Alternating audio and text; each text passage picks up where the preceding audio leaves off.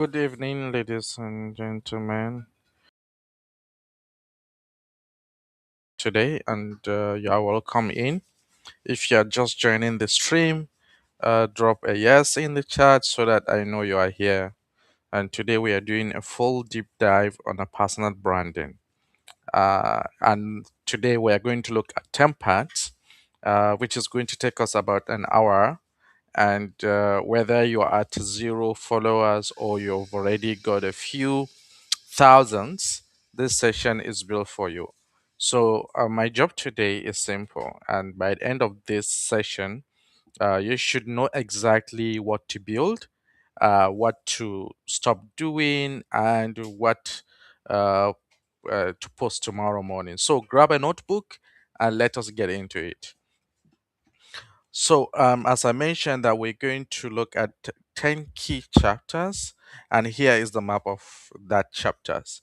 We're going to start by tearing down what personal branding actually is, because most people get this wrong most of the times, and from day one. Then we need to talk about the most what I mean make most creators fail and how to find your real audience, right? And then why your first video are supposed to be bad. Don't worry when your videos are bad. You don't have to worry too much, right? Because the very first videos will get to suck, right? So you don't have to worry too much. And the biggest monetization mistake I see every day that people make, they will say, okay, I want to be making money online, but they are making a lot of mistakes in terms of monetization. So we're going to also look at that angle as well. Then I'll show you how small creators are making serious money. There are small creators, small number of followers, but they have more impact. They are making more APR. Their APR is high, and so on.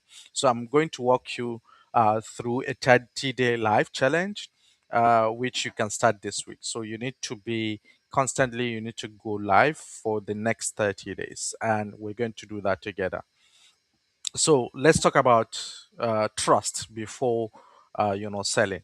So before you start selling your product or start selling your idea, like we call it, ideas and ideas. So for us, we sell ideas. That's our stronghold. So before you start selling, there are the three income models that you need to actually master, and finally how to actually become you know online and fast and quick. So that is what we're going to do. But quick housekeeping, I will take questions at the end of this session. And if something hits you, just screenshot the slide and post it. And also tag me as well. And I'm going to tag my other colleagues so that they can also support you along the way. But let us dive in. So part one, all right. Let us define our terms, because if we don't, everything else is a noise. What is brand? Your brand is not any of what you are seeing right now. Your brand is not your logo. Sometimes we tend to think that our brand is how fancy our logo looks like, or what type of color palettes we use, what is the niche, and how many followers we have, and so on and so forth. Those are not actually your brand, right? So it's not your niche, it's not your bio on your Instagram, and all of those things, are just dressing, are just cutting, right? So what is really inside, the flesh inside, is what is brand. So a brand is the impression that stays in someone's head after the close your video, or after they watch you talking, or after they attended your lecture, or after they attended your session. So it is that impression that you leave in them that matters. So that's it. So when you ask, how do I build a brand? You are really asking a fundamental question. And that fundamental question is, what do I want people to remember about me when I'm not in the room? When you are not in the room, who do you have that can, smash the table on your behalf and defend you? So that is what we call brand. Is that impression that stays with people when they heard about you, or when they watch your video, when they come in contact with you. So that is what we are talking about when we say personal branding. So now, this is the cleanest definition. I found a brand is a gap between what you say about yourself and what people, actually remember about you. So exactly. So that is that gap that is created about what you say and what people can say about you, or what they can remember, is actually your brand. Okay, so do not worry about any other thing. So your job as a creator is to close the gap. Make sure that in every video, in every post, in every live stream, you are closing the gap. So that is very, very important. And this is something that you need to really take note of. But to look at this, there are three layers to this. One, you need to identify who you are as a person. You need to understand your personality. What are your lows? What are your highs? What are your weaknesses? What are your strongholds? You need to really understand who you are. Now, and that is what you are going to live with. So where you are from is also another thing that defines you. What you have done, and many other things. So expertise is one or two things that you're actually known for, and that is what we call the lane. So who you are is where you are from, what you have done, the lived receipt that no one can actually copy. Okay, so it's you and nobody can copy who you are. So that is who you are. Okay, what you do, the one of the two things you are known for, that is your lane. The promise you keep, the partnerships you keep, the relationships you keep, those are, your expertise, and that is the lane for you. And then the next thing is your expression, right? And expression here is the style on how you talk, how you film, the words you use, the rhyme, and when all the three lines up, people can describe you in just one sentence, to a friend. And let's take, for example, if we want to remember Caddy Lamb, how can we remember him? It's when we were able to do a gesture, people understand what we mean without saying anything, right? So that is one thing. If we want to talk about footballers, for example, when we say Su, we know we're talking about Ronaldo. And when we are talking about, for example, I was watching a video yesterday about one cleric from Zaria. Most of Nigerians know about this person, Riggy. So that is your brand. Okay, that is your branding. So, and we have a lot of comedians, a lot of people, influencers, that when they do something or they say something, or you had this word, you will say, no, this is somebody that used to say this, and that is your brand. Okay, so when all of these three line up, that is what people will use to describe who you are. And that one sentence that people can say about you, that is who you are. And the last example that I will not forget to mention is, for example, my colleague and my boss, Mustafa Show. Whoever can remember him will say Mustafa is somebody that does not have no in his dictionary, right?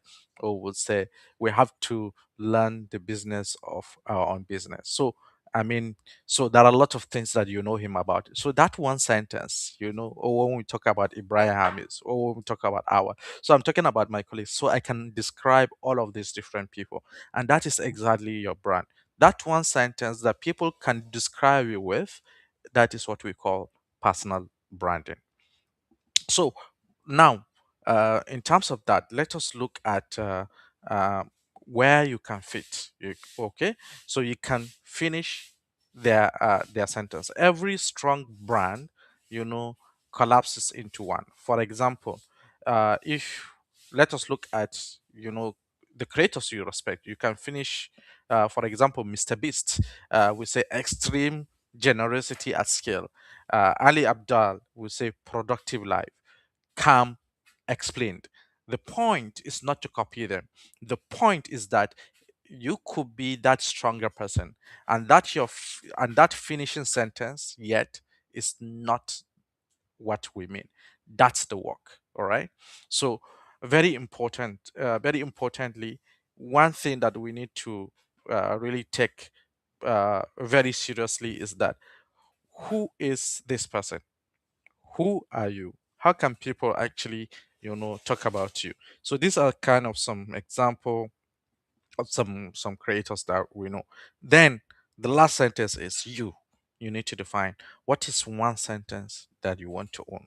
What is that one sentence that wherever it is mentioned, somebody that knows you, they will say, no, this is Mubarak. No, this is Aisha. No, this is Zarao. No, this is Sani. So we need to really be able to, you need to fit into one single sentence when people are trying to describe you.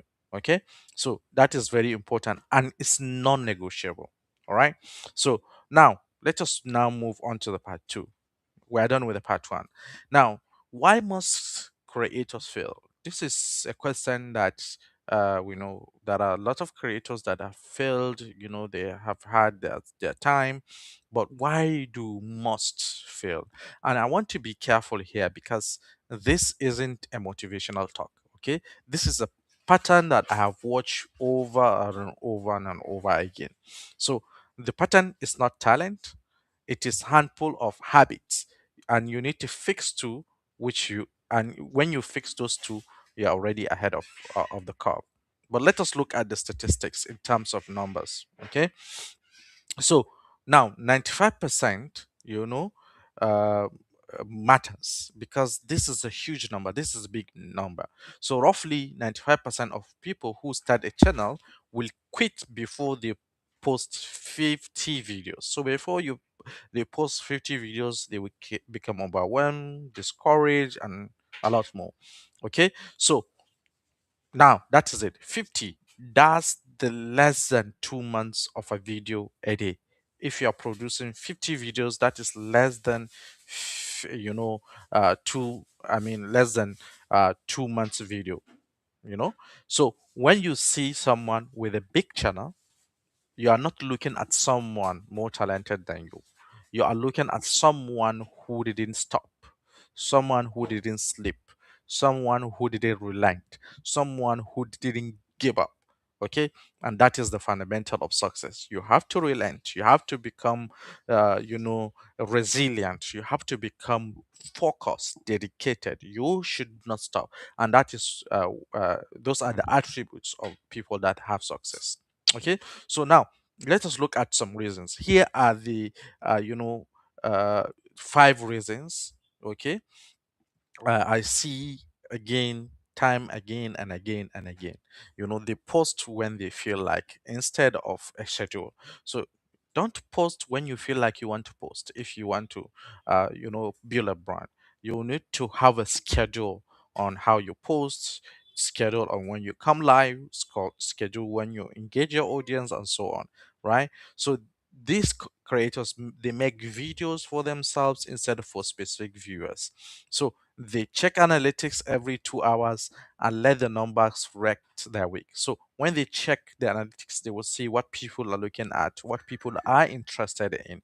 And that is what you need to do if you want to build your brand. So they try to be, three creators at once. For example, is it fitness, business, lifestyle, comedy, and so on and so forth. And they sell to hundreds of followers like they are shouting into a stadium.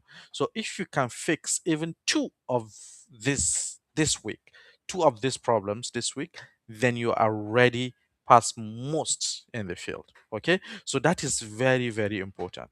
You need to make sure that you do these things uh, over and again and again. So you look at your audience, what are they interested in, and that's how you move.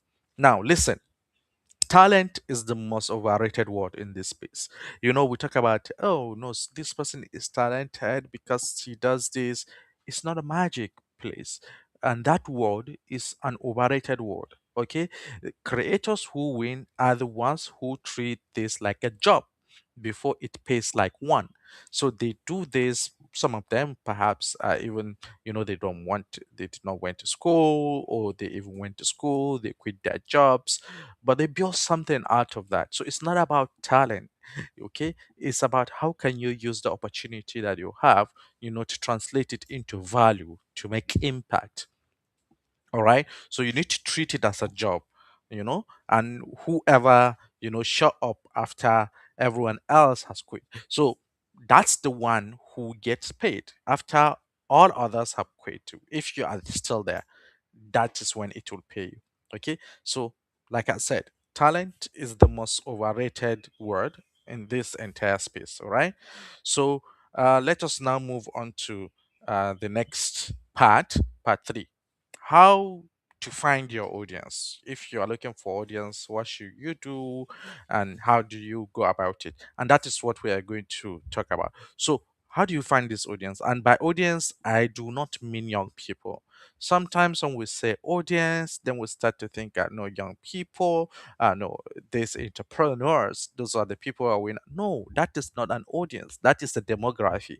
We need to understand what is the difference between demography, group of people. When you say young people, that is group of people. When you say entrepreneurs, that is a group of people. Doctors, nurses, carpenters, mechanics, that's demography. When we say audience, you know audience means entirely different thing, and that is what we are going to look at.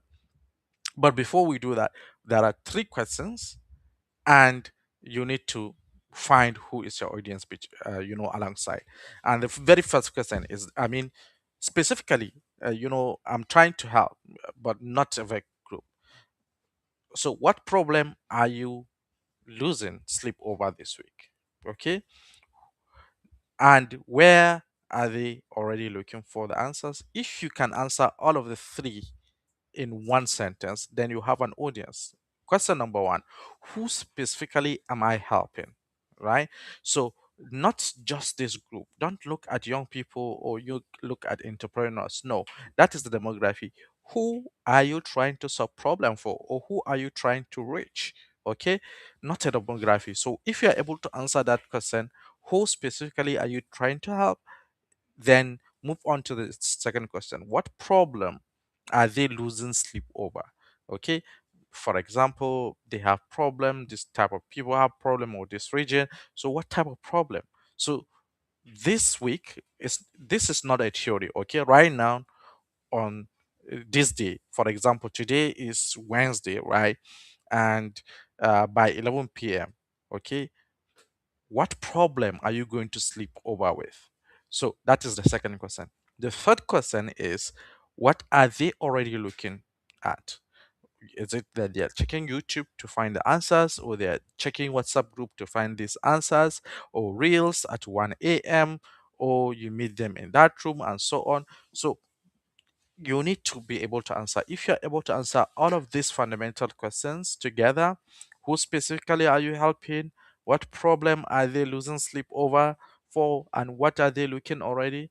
So, if you're able to answer this, then you have audience. That is exactly how you define audience. Now, here is a mistake also that I see consistently. People decide their audience is on YouTube, or people decide that they file everything there when they find it, but their audience actually spent 2 hours a day in WhatsApp group. Okay, so YouTube or WhatsApp are only medium to reach your audience. Audience is not the platform you're going to use. Either you're using TikTok, Facebook, those are platforms. Okay, you need to identify and find where your audience are. For example, if you want to sell product, where should you go and sell your product? You know, so this sometimes your audience are in a WhatsApp group. When you go to all of these different platforms, you will not find them. Okay, some of them are in the real. They don't go through posts. They don't go through WhatsApp. But what they are usually doing is that they go through reels. They continue to scroll through reels. So you need to find where your audience are. Then you put out your product, or you reach them through that medium. So go where they are, where they already are. Don't ask them to come to you. Don't ask audience to come and meet you on your platform and say, okay, follow me on this platform. No, go where your audience are and then distribute your content there. Okay, meet them in the room that they are already standing in. That is the rule. Don't ask your audience to come to your platform, ship the message, ship the content to the platform they are already standing on. That is a rule, and it's a given rule. And then niche. Okay, niche, down to scale up. But this sounds backward, but it works actually. Talk to one specific person and 10,000 people who feel like that person will lean in. Talk to everyone and no one feels in. For example, if you try to be generic, when you are giving your examples or when you are engaging, people will not feel accommodated. But try and find a character. Try and find that one person. Try and find that one opportunity. Talk about it. Then people that are within or that are within that particular or that are, they are having that kind of feeling, the people that can see themselves in the person you are portraying or in the person in the personality you're talking about will now automatically learn it. So if you talk to everybody, nobody is gonna listen to you. So build that character, build that personality. All right, that is your niche. Now let's move on quickly on to part four. All right, why your first video will suck. I mentioned about this in one of the sessions that I have where I was hosted. You know, your very first videos, even myself, when you come to my platform, you see a lot of my videos suck. All right, and I mean this with love. Actually, your first videos, your initial interaction, your initial outreach, your initial engagement, they suck a lot, right? But what do we do? Let us now dive in, okay? And this is the most important slide. Your first 1,000 videos are the tuition, the price of admission to the room. You know, every great creator has, bad videos and they just don't show up on the algorithm anymore. So you don't get to skip them because they don't even show on the algorithm because they are not popular. All right. So uh, this is one thing that you need to understand. It will always suck at the beginning. So don't get to you don't get to see all of those bad content. Now, uh let us now look at the reps. That is something that we call reps compound, that is reception compound, right? The hundredth video is not 10 times better than the 10th. It's 100 times better because you've already learned editing. You've already learned about lighting. Your very first videos are going to look ugly, no proper editing, the hooks, the script, your own voice is not there. But as you move on, you build that confidence, you build that, content creation, you build that your brand.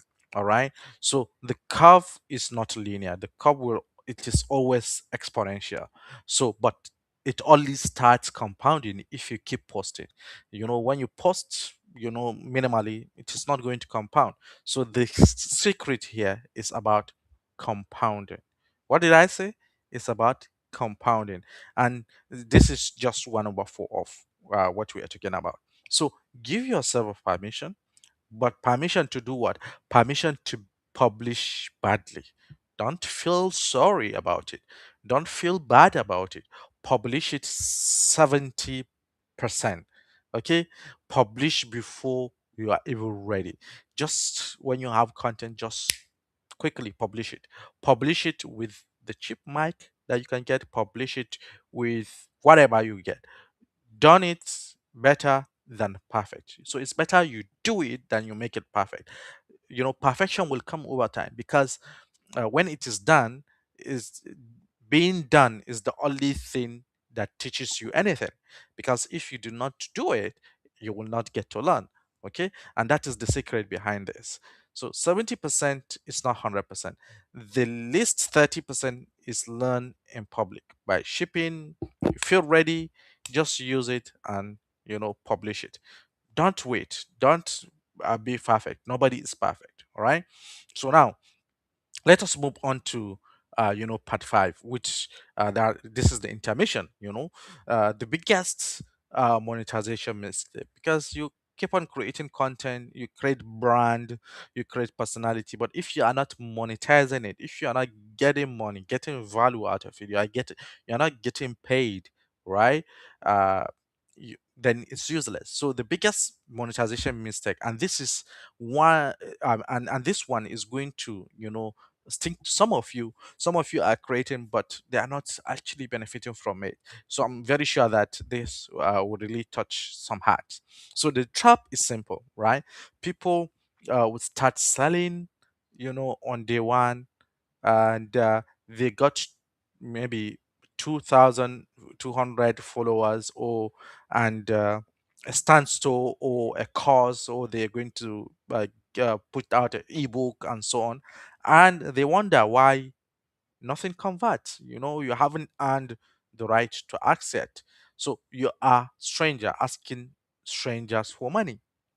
So you don't just go and start selling. You need to build a network. You need to build an interaction. Okay, this is what we are talking about here. Now, you need to look at. I mean, audience size doesn't equal income. You have people that have millions and millions of followers, viewers, and so on, but they are not actually making any money out of it. So audience size.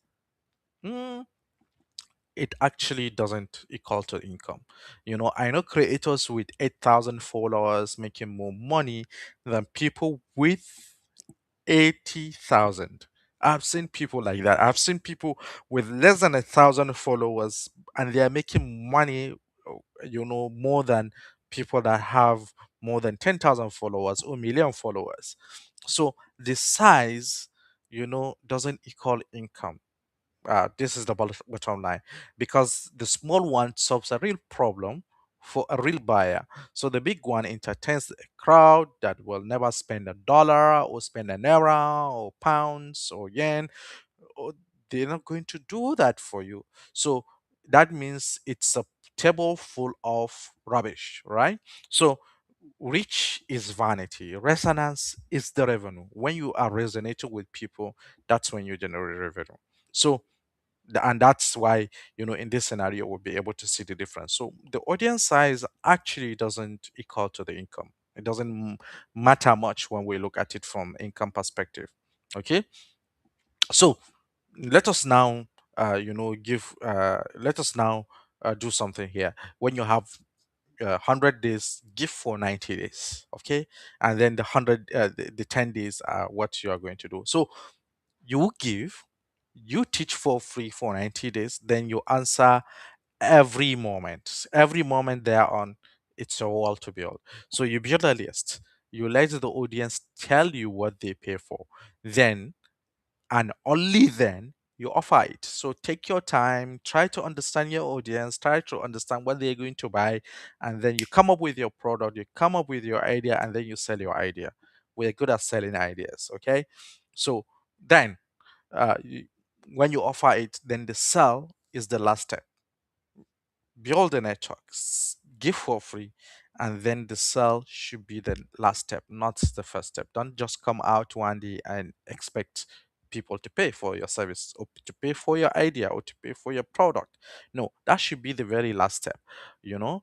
So you need to tell your audience, you need to tell them what they should pay for, and then and only then you now offer it. This is very fundamental. This is very, very important. Now, let us go into the sixth part of this particular session, how small creators make big money. And this is where the mathematics gets to be fun. Okay, we're going to see you don't need a million followers. Actually, you need just 1,000 of the right ones. Whether you have millions or thousands or hundreds of thousands, what you want is the right type of audience, right type of people that are following you. So forget the million follower fantasy. It's just a fantasy.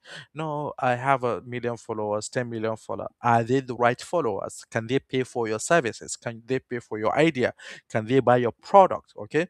So 1,000 true fans who pays you $1,000 a year, or who pays you a 1 million naira a year, or who pays you 10 million naira a year, you know, it's $100,000. So if you have thousand fans who can pay $100 a year for your content, that will make you $100,000 a year, and that's like 135 million naira when we convert it to naira. So that's a wedding. Okay, so when you have 1,000 people that can pay for your service, pay for your idea, pay to listen to you, right? And so that's the wedding. So that's the small lecture room, lecture hall. That's the number you're looking for. Okay, that's that number, and that number is reachable from a phone. You see, if today you find yourself in a cycle that you cannot just pick up the phone and call and look for the next urgent 10 million naira, then it means that you are in the wrong cycle. You need to be in a cycle that you can actually ask for the urgent million, for the urgent 100 million, and when you're able to get it. So the question is not how do I get bigger? No, the question is how do I get deeper with people that I already have? How can I build that network? Those are the things that you need to really worry about. So now you need to own it, don't rent it. Revenue, ad revenue is just a tip jar. Sponsorships are rented attentions. The real money for small creators comes from things they own, the coaching they do, the services they offer, the digital product, digital community that they build. But the economics are completely different, right? When we look at the economics of scale, these are two different distinct things. The three sponsored posts, at $5,000 is $1,500.